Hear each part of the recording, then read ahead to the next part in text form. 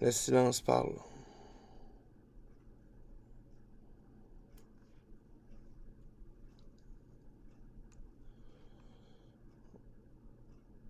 On dit que dans le livre des morts tibétains, ce n'est pas à la première page que le Tao s'exprime dans le silence. Que les voix du Père passent par les mystères.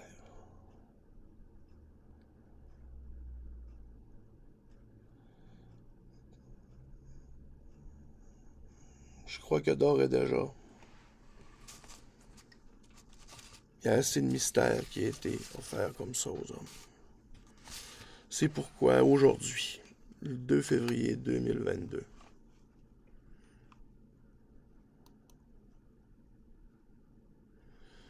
il y a un décompte qui est parti. C'est la planète qui assiste à la naissance d'une nation. Tout est là. C'est une prophétie qui se réalise. J'ai un oncle qui disait que c'était facile de faire des petits, mais que faire des grands, c'était une toute autre paire de manches. Un pays trace son chemin au fil du temps, mais sa vraie naissance n'arrive qu'au moment où ce qu'elle rectifie la démocratie, qu'elle se met capable de juger les peines, puis de soutenir l'industrie.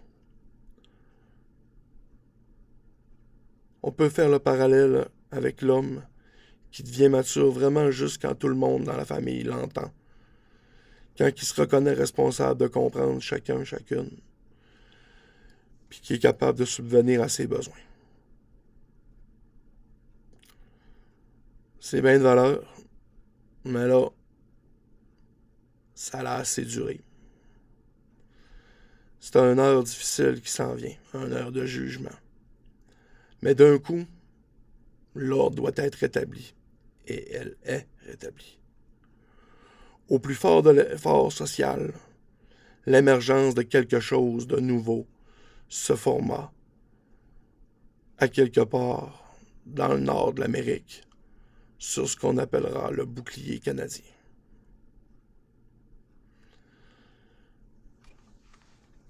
Je vous fais cette allocution personnelle et je l'ai appelée la naissance d'un pays. Permettez-moi de commencer à vous parler d'une science, l'anthropologie, soit l'étude du comportement humain. Elle démontre une panoplie de facteurs intéressants qui prouvent la résurgence d'un nouveau type de constitution. Mais entendons-nous, le bouton à 4 trous n'est pas réinventé ici, bien au contraire. L'anthropologue a besoin de l'histoire et de l'information de qualité pour faire des statistiques représentatives. Dans le contexte actuel, un apport de la science peut contribuer à la crise que nous souhaitons traverser avec brio et qui peut être fourni par cette science du nouvel âge. Y contribuer, non pas pour paver l'effet d'un globalisme désaxé, mais bien pour aider un peuple à rétablir l'ordre dans la famille.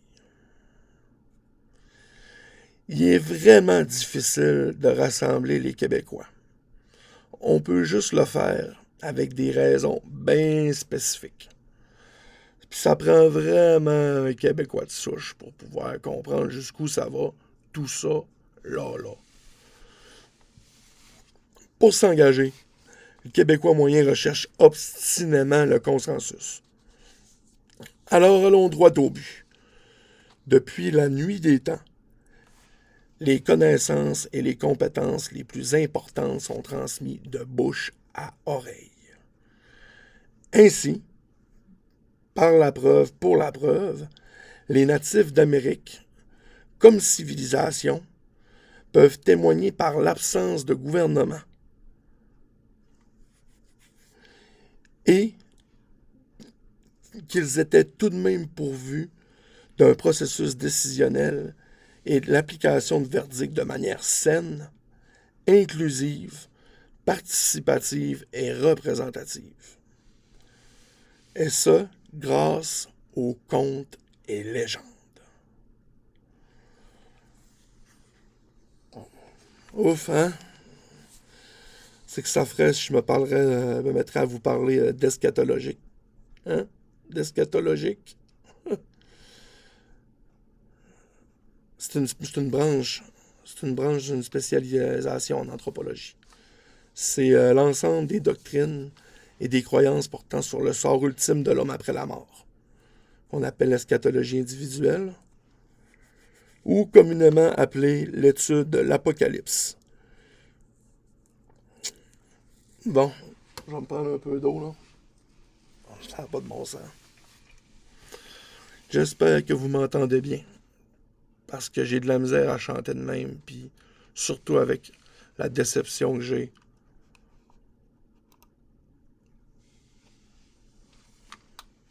Dans mon verbe.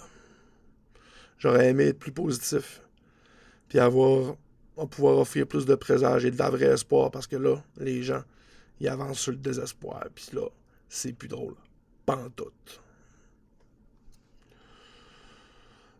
Fait que ouais, je vais continuer, puis vous allez me voir rassembler tout ça à la fin. J'étais en train de parler des légendes, puis des contes. Puis, dans toutes les cultures, par mon intérêt, ma passion pour le comportement humain, y compris qu'au travers des, des légendes, au travers de la manière qu'ils les écrivaient, les peuples faisaient des genres d'odyssées. Ils voyaient, par le fait même, d'écrire leur passé et aussi leur futur. Donc, les natifs d'Amérique, voyez-vous, en 1991, il y a un ministère québécois qui a reconnu par l'étude le concept pseudo-juridique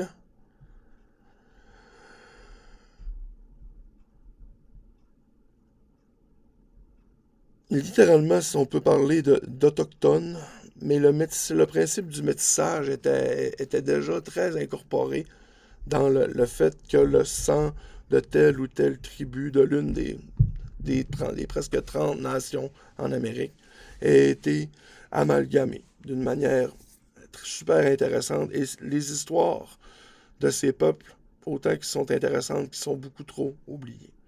On voit bien qu'il y a une mise en valeur de ces peuples ancestraux qui cherchent à ressurgir au travers du désir des Canadiens.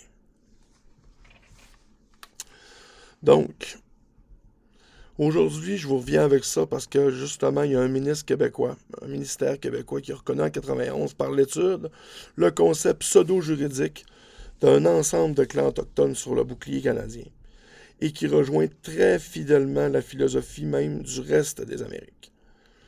Nous parlons ici du wampum ou des voies parallèles.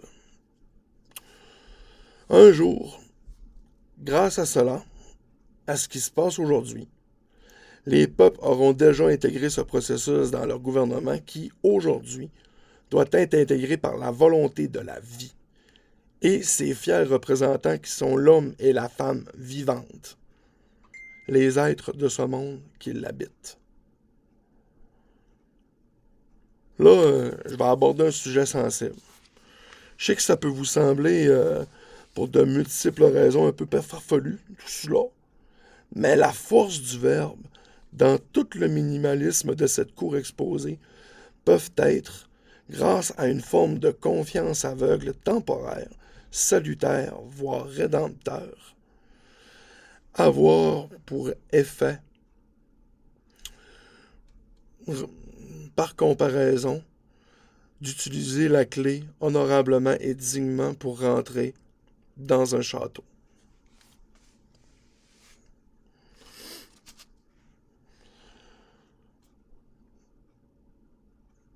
Tous jouent dans le scrutin universel. Écoutez jusqu'à la fin. Tous jouent dans votre scrutin universel informatisé. Le groupe que je m'apprête à me faire aider, ils sont capables de faire valider que vous allez être propriétaire des techniques et fonctions qui vont vous permettre de rendre votre appareil numérique d'identification à statut social transparent, intègre, inviolable, inaliénable. Tout se joue dans votre scrutin universel électronique. Il vous permettra de manière conscientisée et sécuritaire de faire surtout une chose. Voter. Dans les différents paliers gouvernementaux, après mais d'abord, d'utiliser votre voix. Bon. J'ai fait tout ce que je pouvais. Sérieux, dans les 10 dernières années, là, avec la meilleure volonté du monde, j'essayais de faire parvenir la bonne information à des bonnes personnes. Mais avant ces 10 ans, j'ai appris à reconnaître qu'elle était une bonne personne. Surtout que j'étais déjà conscient, il y a 15 ans, que l'imputabilité devant la justice était quelque chose de compromis dans notre humble pays.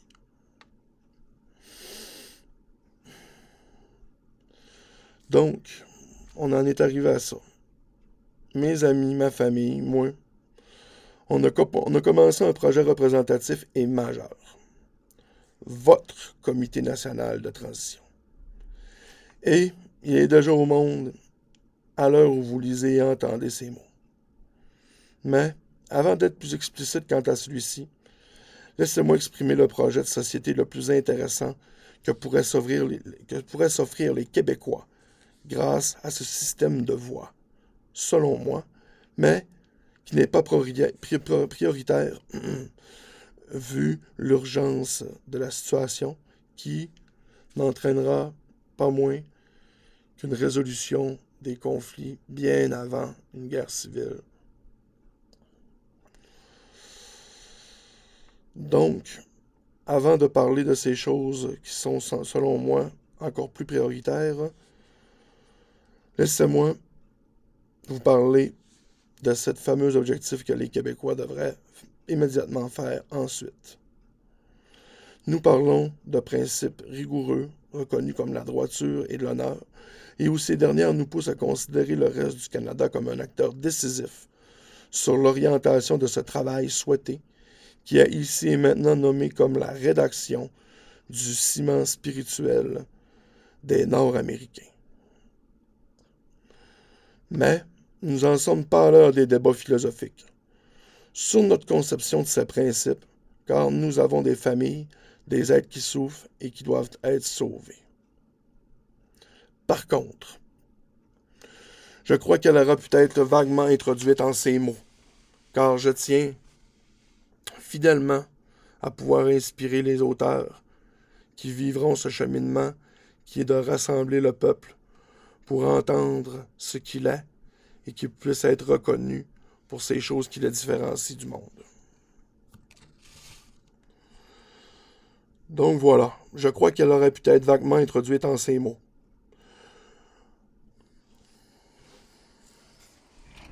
Pardonnez-moi. J'aurais aimé ça prendre le temps que vous me connaissiez un peu plus, mais l'heure est aux grandes choses. Donc, ici, prendra place l'agora du peuple. Puis, toutes ces choses peuvent peut-être commencer maintenant.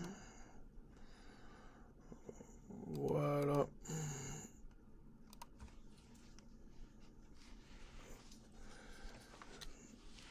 Vous me permettrez de fumer une cigarette parce que ça me fait stresser toute cette situation-là.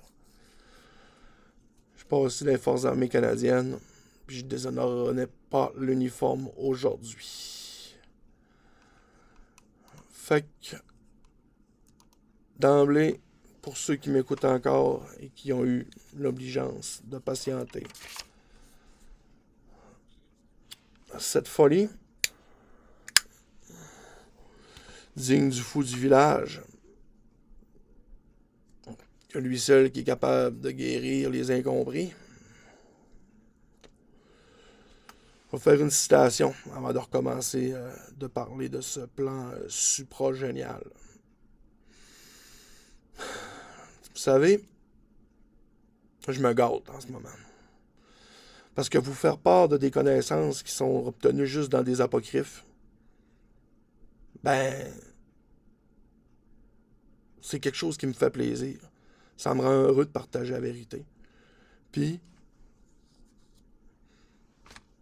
dans toute la transparence et l'intégrité que ça a là, cette citation, mais je peux pas vous en dire l'auteur. Mais je peux vous en dire l'origine. Et elle est nulle autre qu'un homme, qu'un fils de l'homme, qui a été connu et appelé de bien des noms. Ce prince de la paix, il a tout d'abord été offert un trône qu'il a refusé. Il a été attendu et appelé comme un messie. D'ores et déjà, vous savez, pour la plupart des gens de qui je parle. De qui? L'adulation d'un homme, c'est une fâcheuse tare chez les hommes. Car il n'y a que Dieu qui peut être adulé. Mais même s'il y a une multitude d'anges entre lui et nous, dites-vous qu'ils contribuent à partager leur verbe par la conscience et surtout par l'esprit de vérité, au travers de la bouche de tous et chacun qui est de bonne foi et dans la pleine conscience de la volonté du sang à circuler dans son corps. Et surtout, de contribuer à son intelligence et à son essor personnel par le travail et la pratique de la spiritualité. Donc, tellement de tergiversations ont été amenées dans les écrits saints, en particulier la Bible, la Bible grégorienne. Ben, je vous passe ces mots qui ont passé au travers du temps et qui sont intégrales et qui fusent dites directement de la bouche de Joshua ben Joseph il y a 2027 ans. Elle se lit ainsi, et j'aurais eu vraiment beaucoup aimé l'entendre de mes oreilles, chose qui n'est pas arrivée. Laissez-moi proclamer solennellement cette vérité éternelle. Eh oui, il parlait comme ça. Il psalmodiait pas, le monsieur, là. Non, non, non. Il était très bien entendu. Si, en vous harmonisant avec la vérité, vous apprenez à donner, dans votre vie, l'exemple de cette magnifique intégralité de la droiture, vos semblables vous rechercheront pour obtenir ce que vous aurez ainsi acquis. Et la mesure dans laquelle les chercheurs de vérité seront attirés vers vous représente la mesure de votre dotation en vérité, de votre droiture. La mesure dans laquelle il faut que vous portiez votre message aux gens représente, en un certain sens, la mesure de votre inaptitude à vivre la vie saine et droite, la vie harmonisée avec la vérité.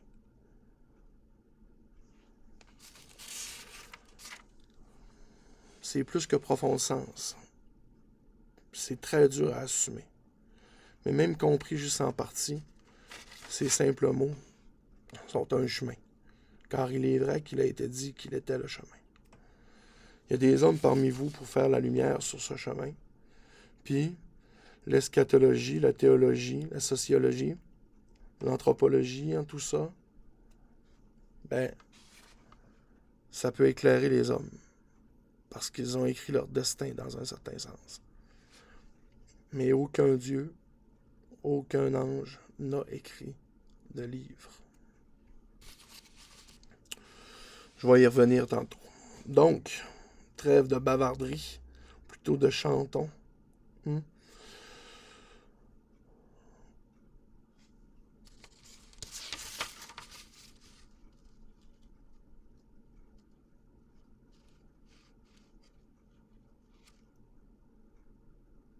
Nos grands-pères avaient le chic d'expliquer d'une innocence certaine les principes de la vie et de la mort. Je crois qu'ici, d'un air savant connaisseur, je peux affirmer solennellement comprendre les principes qui cimentent la spiritualité québécoise. Et que nombre de mes confrères et consoeurs pourraient aborder en ce sens. D'ores et déjà, elle s'exprime au travers de nos politiques d'immigration, dans nos ministères de la famille et même dans notre système de santé. Et ce qui prouve par le fait même qu'elles existent bel et bien dans le cœur de notre perception de ce qu'est l'accueil, l'hospitalité et l'humanisme. Le ciment de la spiritualité n'est pas exclusif à ce que les Québécois ont entre eux, ni des mécanismes globaux qui assurent l'unicité de la voix du bras gouvernemental. Mais c'est aussi ce qui nous différencie des autres. C'est important que vous sachiez qui vous êtes. Ainsi, venons-en aux faits. Ce qui constitue le ciment spirituel québécois fait abstraction de tout dogmatisme, de toute obédience, de toute caste et d'institution. Absence de rituels officiels et dénudé de croyances grossières et biaisées. Maints écrits les décrivent comme beaucoup de peuples l'ont fait. La notion de primauté, d'imputabilité, de justice et de vérité sommeille derrière cette grande conscience collective issue du peuple du bouclier canadien. Cette dernière peut être révélatrice pour quelques nations extérieures qui l'observent grandir, s'épanouir et prospérer.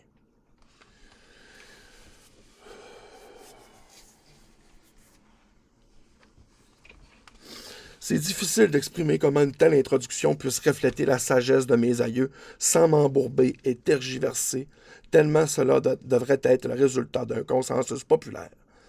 Car nous sommes une alliance de familles qui se sont intégrés eux-mêmes dans une terre, mais qui n'étaient alors que visiteurs d'un royaume.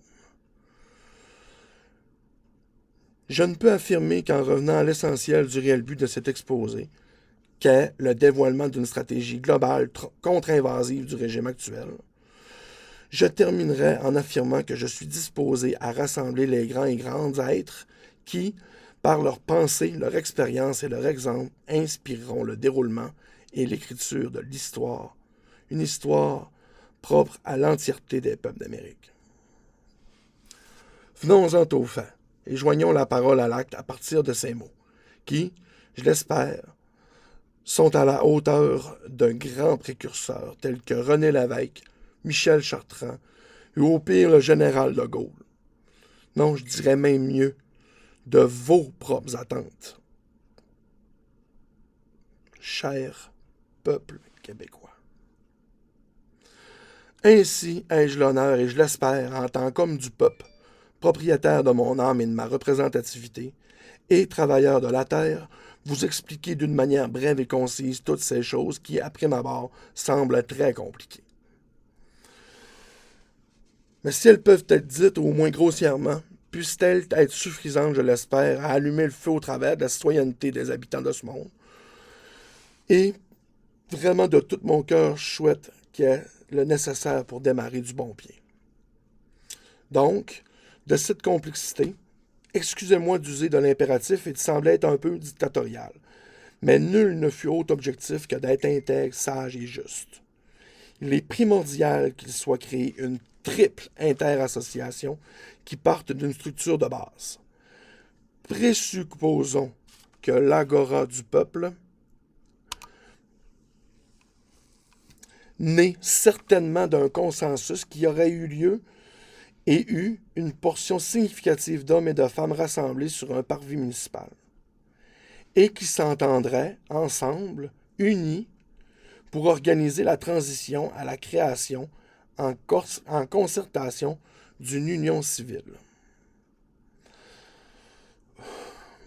Par le même cheminement, par la voix du peuple, cette dernière aboutirait dans le même ordre de priorité et de logique, à la nécessité de par la réhabilitation d'un conseil législatif qui est forcé et un passage obligatoire vu la radiation de la fonction de gouverneur général dans, cette, dans ce pays qui n'est factuel de par de l'illégitimité de son incorporation. L'implantation d'un grand jury, car ce conseil législatif, il faut le protéger. Et le grand jury existait déjà jusqu'à 1867 et avait une pression et donnait une cohésion pour la démocratie et était en même temps apolitique. Il serait lui-même appuyé par un outil d'ordre, c'est plus que technique, mais c'est un incontournable et voilà complété le trio d'organismes non gouvernementaux par ce fameux comité d'audit et d'intégrité. Et tout cela voté par le peuple au travers de ce même mécanisme qui permet de faire son vote provincial et fédéral. À cela, vous me direz que la représentativité du peuple est insignifiante si la voix ne l'aurait pas efficacement permis au travers d'un mécanisme parallèle, organisé et transparent qui autorise intelligemment aux plus capables d'entre nous d'être entendus et que leurs propos puissent servir de gouvernail pour inciter cette triple organisation à prendre leurs décisions tout en restant apolitique. Je répète la notion d'apolitisme car c'est le désintérêt réel de ces hauts fonctionnaires qui font la différence dans la qualité, surtout que nous sommes les premiers à la développer au Québec dans les prochaines années.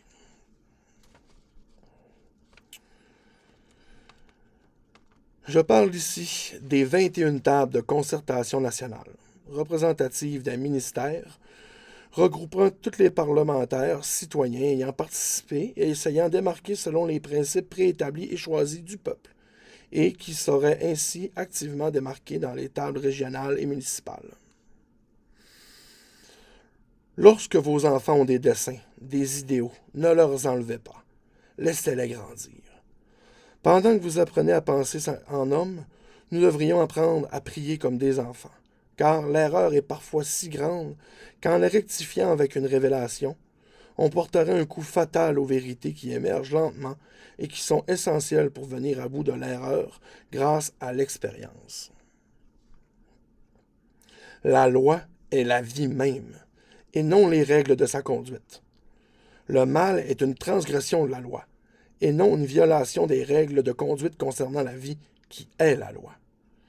La fausseté n'est pas une affaire de technique narrative, mais quelque chose de prémédité pour travertir la vérité. La création de nouveaux tableaux en partant de faits anciens, le nouvel exposé de la vie des parents dans celle de leurs descendants, voilà le triomphe artistique de la vérité. L'ombre d'un cheveu que l'on détourne en préméditant un dessein déloyal, la plus petite déformation ou perversion de ce qui forme un principe, voilà ce qui constitue la fausseté. Mais le fétiche de la vérité factualisée, de la vérité fossilisée, le lien de fer de la vérité dite invariable, vous maintient aveuglément dans un cercle vicieux de faits bruts. On peut avoir techniquement raison sur les faits et éternellement tort sur la vérité.